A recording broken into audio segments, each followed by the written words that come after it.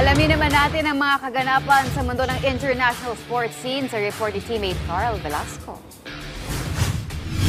Jam-packed ang Madison Square Garden para sa huling appearance ni American Wrestling superstar John Cena sa Monday Night Raw ng WWE nitong Martes. Dumagungdong ang mga fans sa MSG nang umentrada na ang 17-time WWE Champion sa kanyang The Time Is Now theme song, kung saan nakatambal nito sa 6-man tag team ang dalawa sa kapwa nitong legends na sina Sheamus at Rey Mysterio kontra sa Judgment Day trio ni Dominic Mysterio, JD McDonough at Finn Balor. Hindi umubra ang tambalan ng tatlo nang talunin ito ng mga veterano matapos ang 5-knuckle shuffle na sinamahan pa ng isang 619 ni Rey Mysterio upang tapusin na ang laban at makuha ni Cena ang panalo sa kanyang final row. Samantala, hinirang ding Grand Slam champion ang tinaguriang GOAT sa kanyang Last Time Is Now retirement tour matapos niyang makuha ang Intercontinental Championship sa anak ni Mysterio na si Dominic Mysterio. Sa 23 taon ni Cena sa WWE, hinirang na itong 5-time United States Champion,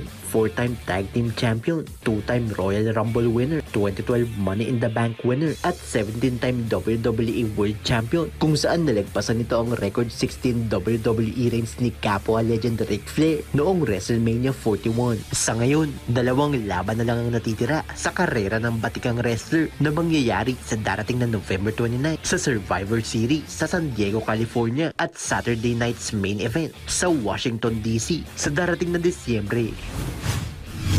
Sa balitang basketball naman, marami ang tumutok sa season debut ni LA Lakers superstar LeBron James matapos ang isang buong summer ng pagpapahinga dahil sa tinamo nitong injury. Sinabak na sa starting lineup ng Lakers ang 40-year-old upang sagupain ng Utah Jazz sa Crypto Arena nitong Miyerkules. Sa kanyang comeback game, isang tahimik na 11 points ang ginawa nito, ngunit bumawi ito sa passing game matapos ang 12 assists na sinamahan pa ng 3 rebounds, 1 steal at isang 3-pointer na naging dahilan para malampasan ni King James si Reggie Miller sa NBA all-time 3-point record sa pang-anim. Naiuwi ng Lakers ang panalo kontra sa bisitang Jazz, 140-125. Magtatagpo uli ang dalawa sa darating na November 24 sa bahay ng Utah Jazz na Delta Center.